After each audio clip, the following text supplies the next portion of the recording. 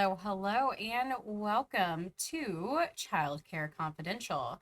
My name is Katy Dink, and this is an episode all about parent drama 101. Managing the unmanageable. Sound familiar? I'm sure it does. Before we get going in today's episode, I did want to mention that my partner in crime, Jessica, typically is with me. However, today is unable to make it. Therefore, unfortunately, you are just stuck with me. I know I like her better here too. So, for our managing the unmanageable, yes, you can smile and still say no. It's like my favorite phrase to use. So, imagine this. You've just finished your super long morning of circle time morning meeting. Parent comes in demanding a meeting because their child's snack was not organic, gluten free, it didn't give them any emotional support. Does that sound familiar to you? Because yes, you can smile with saying no.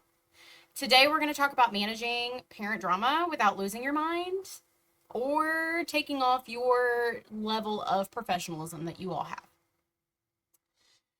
We will share strategies, real examples, and some boundary setting tips. I think they're very important unless you want to be a doormat, which I don't think anybody does, but it's always, important to see.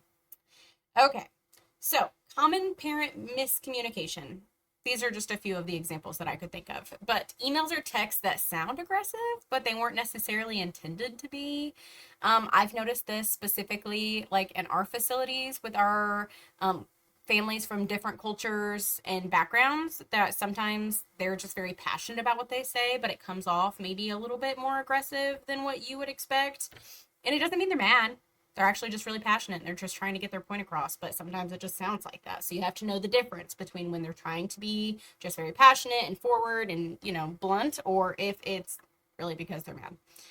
My favorite too is when people like text or email, like Jess is the worst about it, but she sends the most shortened texts of anyone that I've ever met. So half the time I'm like, are you mad about that? And then she's like, no, I'm not mad. I was just sending a text. Got to take that into consideration too. Parents assuming a teacher's suggestion is mandatory.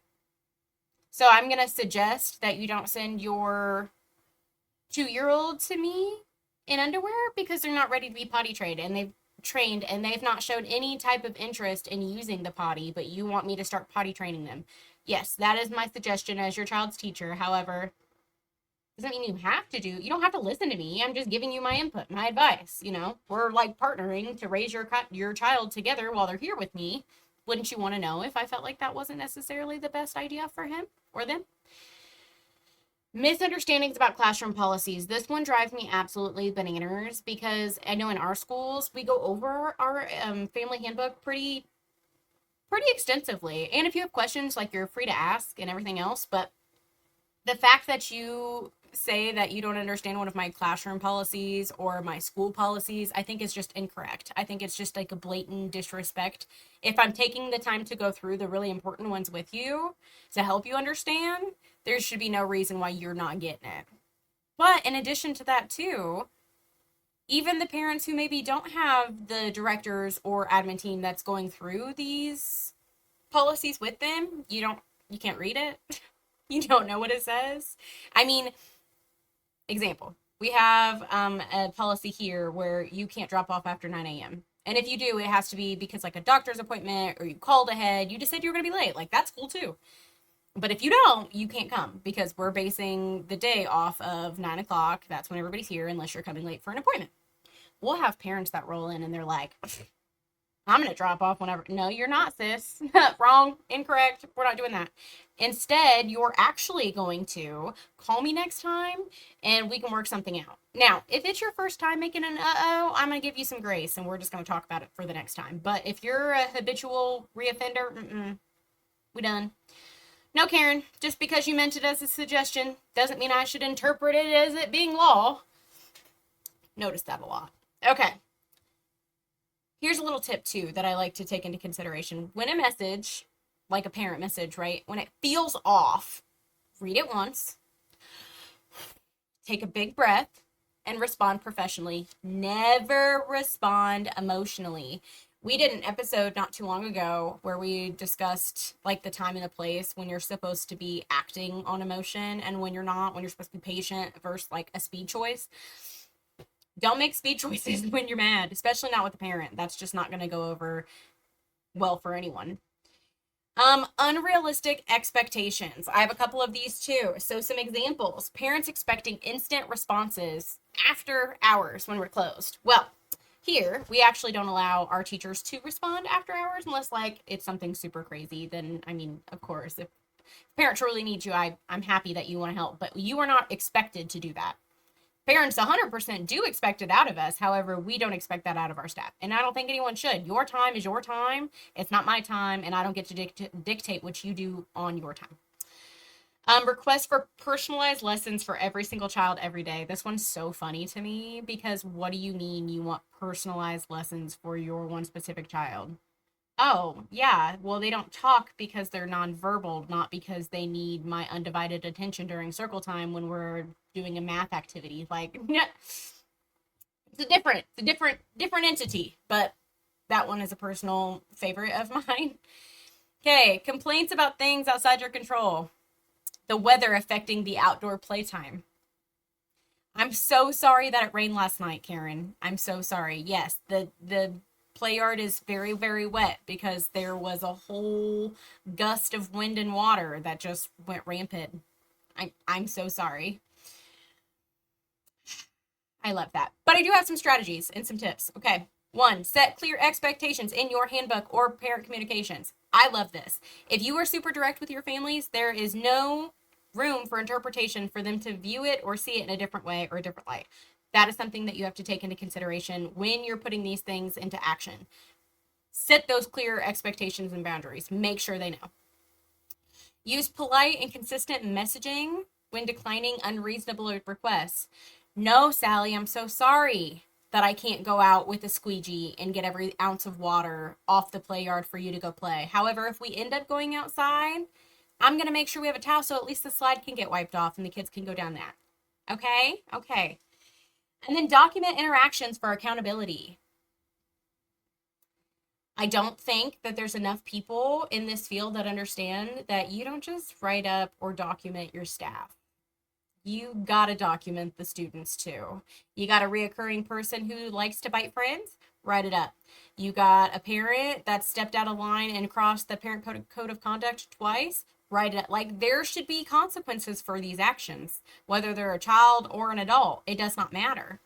If you're not writing them up though, how are you gonna know what happened when and how long it's been in between each interaction? Like you're going to have no way to justify any of the decisions you need to make if that's not very clear and concise. All right. Boundary setting. Office hours are specific for me.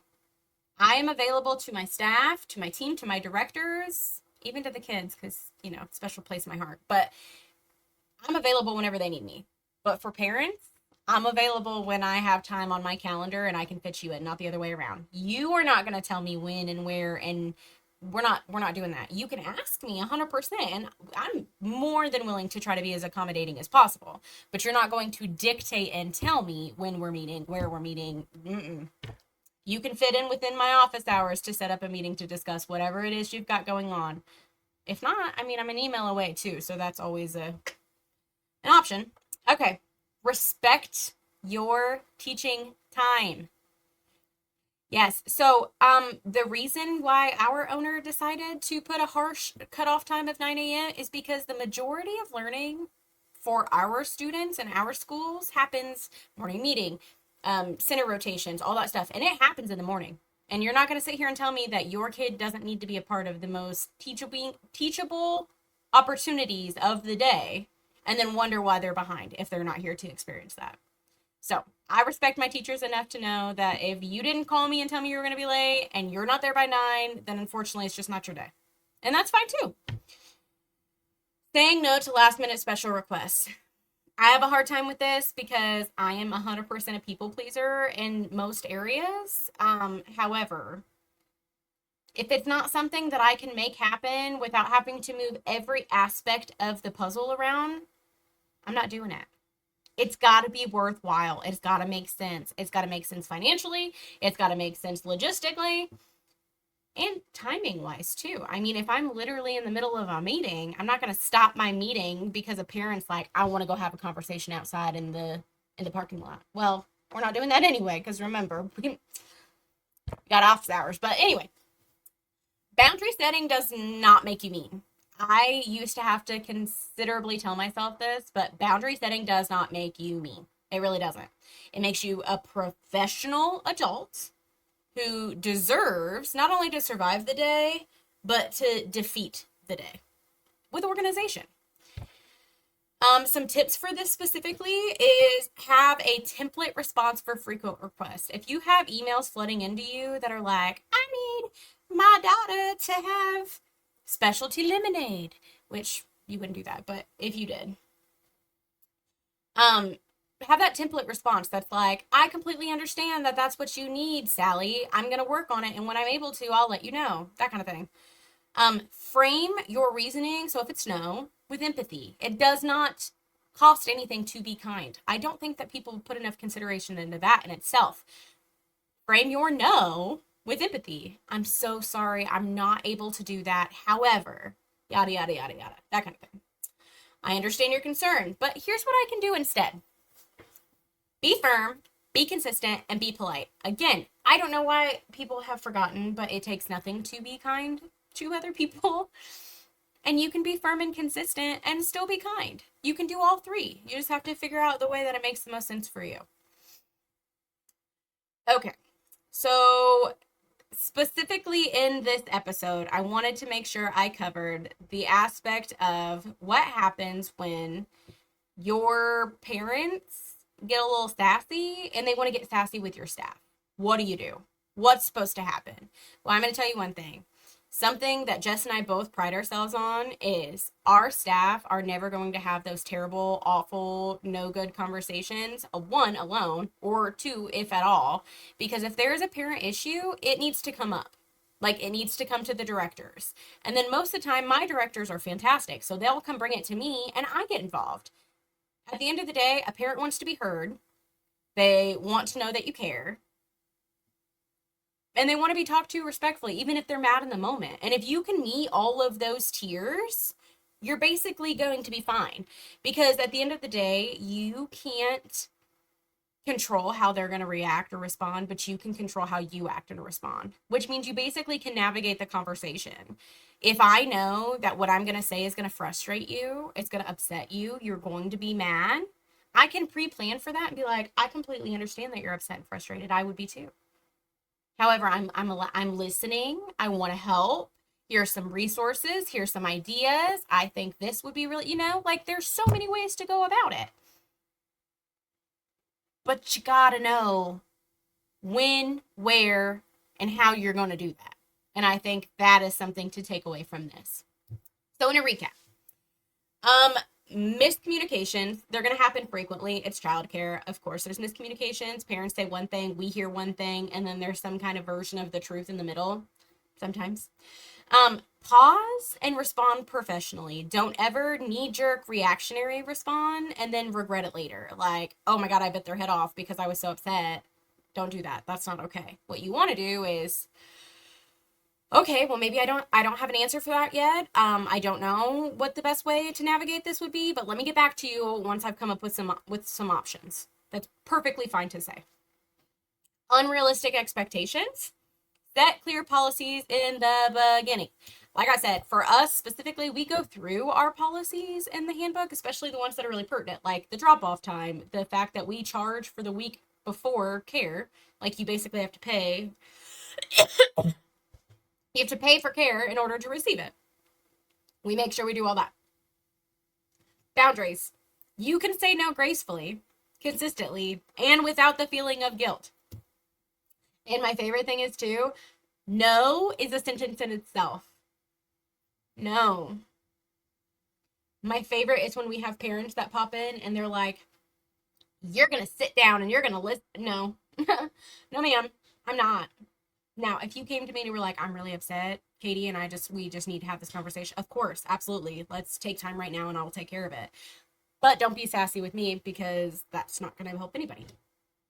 Remember, you can smile, be professional, and still say no. You're not a doormat. You're the director, you're the teacher, you are the early childhood professional that's running the show. And I think that we don't give ourselves enough credit to know that that's the impact that we have on our students and our families. It's okay to be the one that's in charge. Oh. What I would love is for this specific episode, send in your funniest, craziest, or most dramatic parent stories. We want to hear them. We want to know what you're dealing with back in your schools, too. And a couple of the ones that I do receive, I'm going to read in the next episode. So I think that'll be really exciting and new. I want to say thank you again for everyone who hopped on and listened. I would love for you to submit those stories. Like I said, send me the funniest, craziest, or most dramatic parent stories. Send me your stories of other random things. Follow us on our social media. And I would love if you went and visited our website at childcareconfidential.com. We've got some really cool stuff coming your way here soon, so you'll have to check it out. And this is a little food for thought as we finish up our conversation for today. Parent drama happens. You can survive it. You can even smile while you're doing it because you've got this and you matter. That is all for today. Thank you again. I hope you all have a fabulous day. We will see you next time.